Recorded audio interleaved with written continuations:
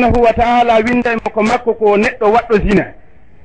ko ɓe ɗo wonno ahlu sufa fi zamani rasul amma ahlu sufa on fewndo ɗo ko ɓeɓe nanɗen ɗo inde eti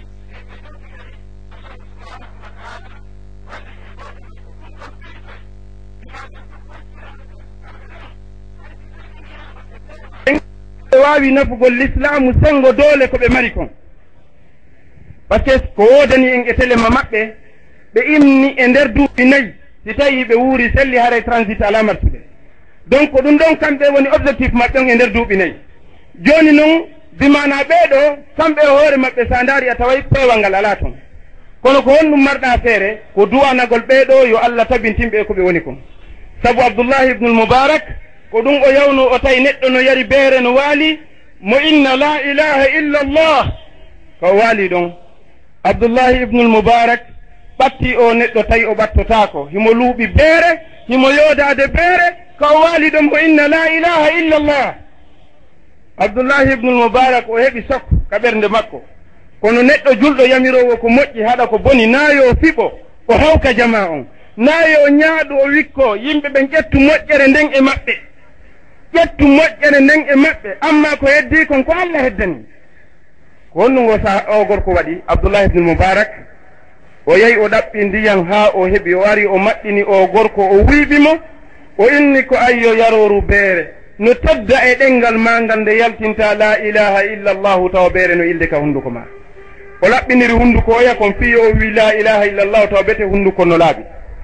wallahi o wi mi immi mi yahi makka hajjugol miɗo wangade suudu kaaba mi fotti e on gorko himo jicci kala e suudu kaaba himo juula himo hulla mo toro Allah subhanahu wa ta'ala peewal mi waali jemma miɗo ngalɗi ko honno o hewtiri ɗon ko kanko mi acci no yarno beere ɗa ko kanko mi yiiti ka suudu kaaba goɗɗo ari wiilan ka mi ɗani ɗon ya abdallahi taharta famahu min ajlina fa taharna qalbahu li ajlik wayo abdoullah a laɓɓinno hunduko makko kon fii amen fii ko wi ko la ilaha illa allah minen kadi min laɓɓini ɓernde makko nden sabu moƴƴugol jikke maɗa on e makko ko ɗum ɗo woni da'i ko ɗum ɗo woni neɗɗo noddanowo l'islam ko yo wonu docteur jo ñawdowo joni noon si tawi woni zina on no mawniri ni ka nder leydi meɗen aren e mawduu dakkatum bi dakka bimana zina on no mari battaneji bonɗi ara noon ɗum taho kalmo koɓɓen ɓe holli e wonde no jeeya e mandeji bonɗi bimana ko zina on mari wonde sabu zina on waru hoore sakoto ka leydi sikki ala sa yehi ɗo a tawi goɗɗo e bandam maɗa ma a yehi a tawi goɗɗo e yumma maɗa ma a yehi a tawi goɗɗo e nenirawo maɗa sikki ala si tawi woni a heeɓi feere sa ittata hoore par ce que haɗay fewndo ɗon a wata jogade hoore ma pour waɗi ko ɗum ɗon ɓuuri mettude nde o yarno ka nelaɗo sallllahu alayhi wa sallam o inni nelaɗo newna nan mi waɗa zina sahabaɓe go ƴetti kaafa ɓenni nani ko kefeero wowlanta nelaɗo Allah yo nelaɗo newnani waɗa zina konko Allah harmini o inni na ono mi landi ko nelaɗo mi landi min yo newnanan mi waɗa zina mi wata wonde mi waɗali zina woɓɓe goo hawti jogagol mo nelaɗo maki accitemo ɓe acciti gorko on ɗum inne Mouhammad ko docteur nelaɗo maki kaarijo ina nelaɗo maki hiɗa jaɓi hino wele nde goɗɗo daroto waɗa miñamma nene goto zina taw ɗum no wele woni e nelaɗo simi tawimo ɗon mi waraymo nelaɗo maki hino wele nde tawdata goɗɗo e yumma maɗa akramakumullah woni nelaɗo ɗon noon simi naati hara mi feeti to mi anda komi watta nelaɗo maki hino wele nde tawdata goɗɗo e ɓewngu maɗa o wi mi waraymo nelaɗo maki no metti awa no metta yimɓe ɓen kadi gorko on o miijiti o inni wallahi l adim ila mi iwi ɗon nden ñande haqqille an nangali miijagol fii debbo janan o heɓi lekki ka si tawno du'atuɓe ɓen ko ni marirno lekki e fewonɓe faggitade ko boni kon hare ko boni goo kadi saako rano ni kadi isan ɗo holli wonde bimana sabu zina on e jaka hino ɓitta fondo neɗɗo ha o waɗa o itta hoore sabu muɗum donc no wawa wonde sabu hara a tawdu goɗɗo e proche jo maɗa maɗum no wawa wonde sabu résultat zina wono ko ɓiɗɗo ma ƴettata reedu en anda ko jelo warti taw ko sabu ɓiɗɗo maɓɓe no yiya ƴetti reedu ɗum ɗo ko toɓɓere hanande nda reedu kon woni sabu mum ko zina donc zina no mari o bakkatu no mari o probléme zina no mari probléme ɗimmo hino bonna cuuɗi yirbina ɗi zina on o yirbinay cuuɗi o bonnay huwondiral e nder suudu ndaare ko waɗi ka woɗɗa en ɗo e leydi ɓattindi en sonnajo gooto o windi lettre o naɓi ka internet o wi kala jannguɗo o lettre mo tori on tigin du'a ha yawmal qiyama o wi min komi sonnajo miɗo gollude komi fonctionnaire jo moodi an hino jokki yarugol beere ñande go o yari beere o arti ka suudu o tawalina tawi miɗo acci ɓiɗɗo jiwo mo 17 ans o jombaka gorko on o yanni e ɓiɗɗo makko reedu o waɗi mo zina ɓiɗɗo on ƴetti reedu tawi ko baaba on heɓini ɓiɗɗo on tawi ɓiɗɗo on komo yani o ƴetti reedu ndu lebbi ɗiɗi oya windi lettre on o naɓi ka internet o landi taw question oni mo landi taw question est ce que no dago kanko e o gorko ɗo kaɓe wontida ka dagotako yo yaltu o accidamo e ɓiɗɗo on ka nder suudu ton o yaha nokku goo bimana ka ko honno o warrata ɗo mo landi on question mo tori kadi jama julɓe ɓen fo du'a yo Allah subhanahu wa ta'ala ɓuttin fondo makko donc sa ndaari ɗum ɗo a taway joni kum bobo hun ɗo la question ɗiɗi o landi est ce que o seeray ka dewgal kayo ɓe yew kala ton ɓe avorta est ce que no sella ka ɓe avorta fi wota on sonnajo ɗon jibin kum bobo hun nene on daro inna baba o inna na ɓiɗɗo on kadi daro inna baba o inna na aray ɓe wirtike moodi donc andi zina on yirbinay suudu zina yirbinay suudu ɗum ɗon fof ko awaqib bimana ko battaneji bonɗi ko zina rondi zina on no woniri noon kadi no sakude kadi nawnaje si tawi woni a yehi kadi a ɗaɓɓiti fewndo ɗo wondiɓɓe maɗa siɓɓe maɗa bandiraɓe ma worɓe e rewɓe e nder leydi ka wonɗa wurude ɗo ɓe ƴawdata taxiwal gotal jooɗo don e bureau ji gooti daro don nokku gootu sa ndaari fewndo ɗo ko ha honto sida on manifesti ka leydi men ko njalo sida nangi sa ndaari ɗum kadi a taway no ɗuuɗi a taway ɗum kadi na som tosoko donc ɗum ɗo fof battaneji muɗum ko zina joni noon ɗi battaneji ɗo ɗi hulaka joni ko waweten annintinde yimɓe ɓen awa dakkatum bi dakka bimana awa sa accali zina on sabu ɗi conséquence ji ɗo ya andu ko waɗɗa kon arte kadi ha hewta o tawte ko ɗum kalmo koɓe maaki dakkatun bi dakka mi jonno on misal ji seeɗa misal aranal ngal mawɗo marnoɗo haqqil ñande go ɓiɗɗo makko gorko tawi mo mari ɓiɓɓe ɗiɗo ɓiɗɗo goto gorko e ɓikku ndeyum ɓiɗɗo makko gorko on fokkiti yahugol voyage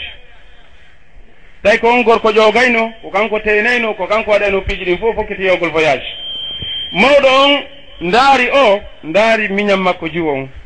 mawɗo on inni kaarijo inni na onni mi torike ma reena nan ayna naalam miñam ma nani hara jaɓaali gorko goo memam onni no baba min mi yahay woni mi ala ɗo mi yahi mi accide ko onon aynanta en be makko inni ka wonɗa toon mi torike ma aynananmo toon ka wonɗa toon aynanan toon miñam ma tawi o faamali ko honno kanko aynirta miñam makko o yalti leydi o yahi leydi miñam makko no e leydi mo e leydi ko honno aynirta miñam makko o yahi o neeɓi toon tawi mawɗon hannde kadi ala ko gollanamo ka nder suudu ɓe watti yoɓugol goɗɗo ko addana ɓe ndiyan ƴoga ndiyan e bidon ji adda ka suudu ndiyan ɗan adde gorko addowo ndiyan o ñande o ari o ko jiyunku waawi jiyunku yalta jaɓanamo ndiyan ɗan naada ñande goo o wowtodiri e jiyunku ñande goo o addi ndiyan ɓe naadi ndiyan haa gati o yilti o yani e jiyunku o nangi kun ɗum kun fonki kun haaci jama on fuɗɗi arde tun o suuɗi o dogi o yahi jiyunku wulli mone andi no jeeya ko sonnajo mantorta ko nene Maryam alayhi salam mantorno kon walam yamsasni basharan walam aku baghiya walam yamsasni basharun walam aku baghiya c'est-à-dire ha hande gorko janano fawallan jum rewɓe moƴƴuɓe ɓen ko kam mantorta joni noon oɗa ɓay o yi une fois e nder gurdam makko gorko no nangamo lunnomo accitamo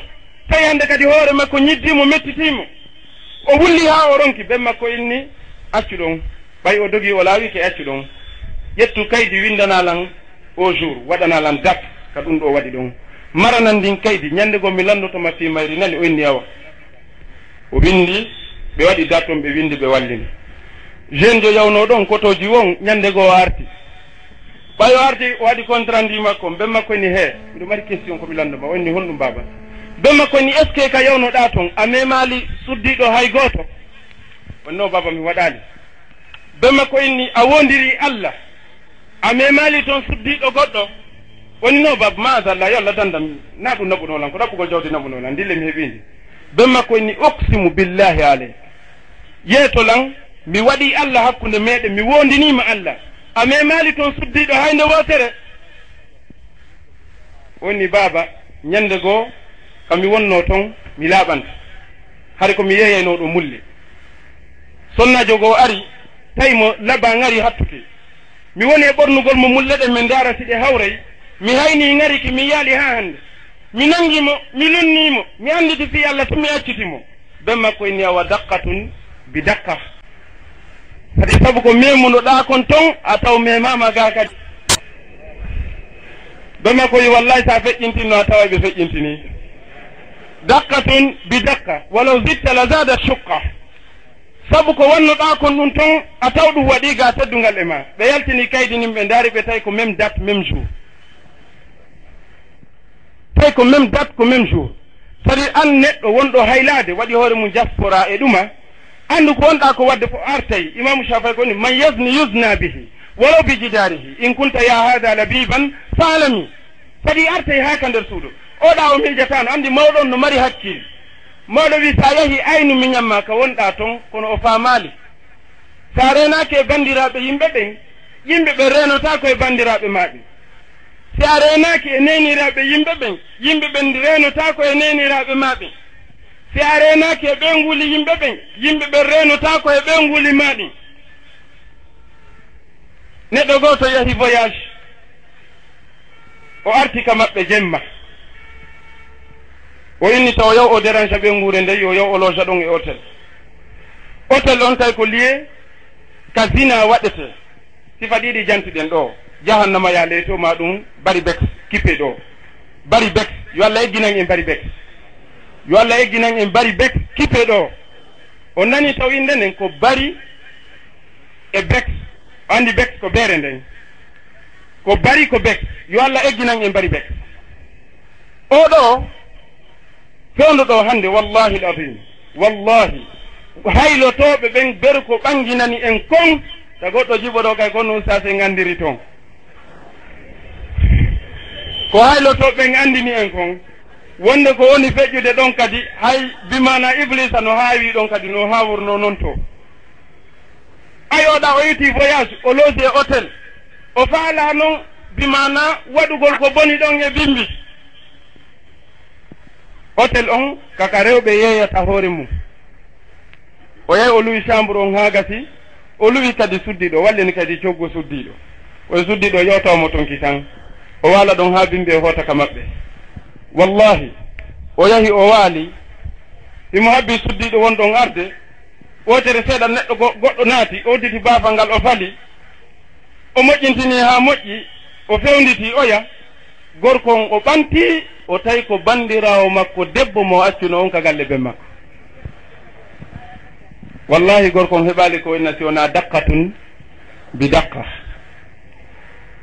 o andi ɗum ɗo kanko sina ko golle makko ka o ari o luwi chambre o luwi sonnajo goɗɗo no gasa wona bandirawo goɗɗo ma wona nene goɗɗo ma wona ɓengu goɗɗo allahu subhanahu wa taala yiltifiyake on hollimo wonde aw ko wonɗa ko wadde to hino waɗede ɗo kadi seede mum on ko bandirawo makko tigiri ari naati sottanimo baafal ngal naati kadi bimana dari yeeso makko ɓay o yii ɗum ɗon ɓe ka hôtel ɓe wi o dogi o ƴatti kaafa o ƴetti leɓi ka nder hôtel ton o jokki jiwnkun ha ɓe yaltoyi moyna o waray jiwnkun ɓe landimo ko honɗum o inni o ko miñan an nene gooto ko min muyni accanimo joni noon ɗon mo faala warde jiwnkun fi jiwnkun no tiindi koynete kon fahishatu zina ko wiyete kon boni zina kanko o yeggitino mo wadde ɗum ɗon woɓɓe goo bimana ɗo kadi ko misal ɗimmal ngal faale ɗen ɓanginirgol fi koynuɗen kon daqqatun bi daqqa haray ittaji muɗum no woodi ko lannata mi jonna misal gotal mi darto ngal misal ɗon ko misal ngal mi tawa kosa ɗo mi yahi mi naati e cabine téléphone ɓe faala noddugol goɗɗo tawi wonno nder ton ɗen ka télécentre simo yewta ɗon piiji awa sakuji gorejo makko neɓali naati tawi jiwogono nder ton ala ko ɓe ala wolude gorejo makko naati tawi no ɓuuri mo pinal anni ko noon wiirte tawi ko togri ɓurdimo diasporari ɓe naati ɓe yewti ha o wi ɓe haldi ɓe fotti ɓe humi dewgal yeeso amen ɗon ko andirto ɓe humi dewgal ɗon woni okkan o jiwo o yayni mi okkima ɓe takkiti seeɗa ɗa ɓe yewti ɓe ar ɓenni min fotti mbari min fotti wallahi ɗum ko mbeɗen ɗo e télécentre mum kami dari ɗo min ni subhanallah Konakiri hewtino ɗo wallahi min jooɗi e nder ko yewtete kon ɓe sifondirde hakkunde maɓɓe e suddiɓe oya jiwo wayniti o yahi gorko okkaɗo on o jiwoɗa o inni mbari miɗo marno jiwum mi heɓata jiwum wakkum meɗen weldi meɗen famodiri meɗen yiɗidiri ala ko waɗana Allah o fuɗɗi sifade piiji ɗin o yayni ko honto pun jiwlooji wallahi miɗo jooɗi wallahi nde ñande mi diwnuno simi immi o wi sa jippori ley to a yehi ha ka kuurji no jokkodiri ɗon ɗi tati kuuro hakkunde jon sa naati mango honno ka tande yani terrasse on no waɗa kaaro o explique o yayni ko honno junku wayi o wowli fi junkun Allah waɗi wirtere nden ala ko o wi'ali kanko junkum ɓe waɗi yeeso amen minen suti ɓay o wowli hawɗumani woni junkun seede mum mi o inni kaari woni s'il te plaît accir ni ko miñan an nene goto noon wallahi min ni daqqatun bi daqqa a ƴetti goɗɗo a okkimo yani a ƴetti goɗɗo ko a okkimo ka o bona tawi Allah subhanahu wa taala a ƴettino miñamma okkimo duuɓi tati ado nde ñande sari ko noon piiji ɗin woɓɓe noon ko on toni famali o masala kamɓe ko sikkugol maɓɓe wonde fii kamɓe yiɓe wadde aw ɓeyngu maɓɓe ko sahaba tawa andano yettondirde ko an kuulis ma sikka bandam maɓɓe ko sahaba an sikka ala wadde kama tawa wallahi no wadde ko Allah subhanahu wa taala fodi yani joddile maɗen a hette karmo ko ɓe maaki aljaza'u min jinsi l amal wa kama tadinu tudan hare ko mawdu yewtere nden ni yani daqqatum bi daqqa miɗo tori yo Allah subhanahu wa taala famin en ko yewtako yo Allah arsiku jokkuɓe nde hunde ko innete kon fahishatu zina yo Allah subhanahu wa taala accintinɓe jokkugol ɗum ɗo kamɓe kadi yo Allah subhanahu wa taala renan en bandiraɓe momɓen nokku kala ka ɓe woni yo Allah subhanahu wa taala hiwan en o kawa saku mo wonɗen yiide e bangal o ko ko wiyete zina sabu haray bimana sikke ala si tawi karmo koɓɓen no holli wonde zina on no mari sababuji par ce que si Allah walli kadi laatoto sababuji zina ɗin hiɗi ɗuuɗi ara nun ɗum sabu ko woni ha yimɓe ɓen ukko e waɗugol o zina ara nun ɗum ko tawde jama on no yeggiti Allahu subhanahu wa taala jama no yeggiti Allah yeggitugol Allah no wona sababe ha neɗɗo ukko e zina wallahi si yimɓe ɓen no andituno Allah ko homboni Allah wallahi fondo goɗɗo yatano miijo fi yottagol e suddiɗo janano mi jonna misal kalmo kojo maketeɗo Ibrahim ibnu Adham neɗɗo go arno tawi mo jooɗi hakkunde taalibaɓe makko o inni ya imam Ibrahim bun Adham inni naam o inni miɗo ari ya newnanam mi waɗa zina Ibrahima ibnu Adham kalmo kojo ɓenduɗo fewndo makko hariwa makko ala ɓay o inni yo ya newnam mo waɗa zina kalmo kojo o maaki miɗo mari condition ji tati hannayi ɗimi posante sa wawi ɗin waɗu zina ko faalaɗa Allah nangatama woni wallahi karmo ken ko ɗum addila miɗo andi ɗon faami na woɓɓe go a hannay ɓe tumɓe ina nata yiite miɗo andi ɗon faami ko ɗum addila addanenan ɗin condition ji karmo ko jom inni heɗo ɗi sa wawi gotel e majji na dey ɗi fof sa wawi gotel waɗu zina ko faalaɗa Allah hajaka e ma a sumoytaji ande darnal o wi ko ɗum tigi mi ari ɗo on addefe men condition on jokkuɓe ɗum kadi yo heɗo si ɓe wawi ɗi hettaɓe ka teddungal maɓɓe karmo ko jom maaki ida aradta an taasi llaha azza wa jalla fala taskun fi baladi première condition siɗa faala yeddugol Allah waɗa ɗum on zina haɗana yo Allah nangue few haaju makko ala o lettatama few ndaaru nokku ko ka hoɗa hara hoɗaɗi ka hoore leydi Allahu subhanahu wa taala karmo ko ɓe jonnayɓe iman a heɗoto ɓe seeɗa ɓeydoɗa duuɓi temedere ɓe sonkata sila faala yeddugol Allah ndaaru ka hoɗa hara hoɗali e windere nden e leydi ndi Allah subahanahu wa taala weƴƴitini ɗaɓɓo e parcelle ngo kawna o wi karmo gen on no satti ko honno mi yeddi ko honto mi wonata sinaka Allah moƴƴini mi gaynana hoore an kaftani ñowgol kaftani kum mi watto ko honto mi heɓata leydi karmo ko jom inni yawata décourage o maytum siɗa faala yeddugol Allah o wimo ida aradta an taasi llaha azza wa jalla fala takul shay'an min rizqi siɗa faala yeddugol allahu subhanahu wa ta'ala haraw nangatama o lettatama wonu hara ñamata hay hunde e ko Allah tagi kon nemaji Allah ɗin fof wallinto créena hoore ma ñameteji nafoɗa ha hara waɗudina ha kafa Allah o sa heeɓi ko ñama harana ko Allah moƴƴini ñaamu ha haara waɗa kadi ko faaloɗa han Allah fu salda wonni kadi mo koye oɗo no satti ɓuuri o yenani adde troisiéme condition o karmo ko jom maaki troisiéme condition on siɗa faala yeddugol allahu subhanahu wa ta'ala entraine no box moƴƴa noon e karate moƴƴa noon si malaikajo on ari fi ittugol wonkiki yaada e muɗum inna wakkilaki a yata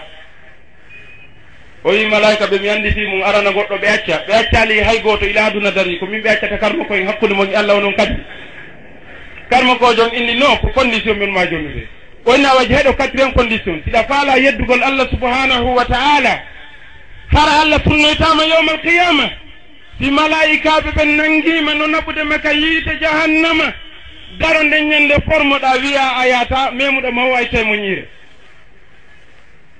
talibajo o miijiti o inni karmo koyen na ara noon ɗum naaɗi mun ɗum naatan mun ɗum nanayabul ɗum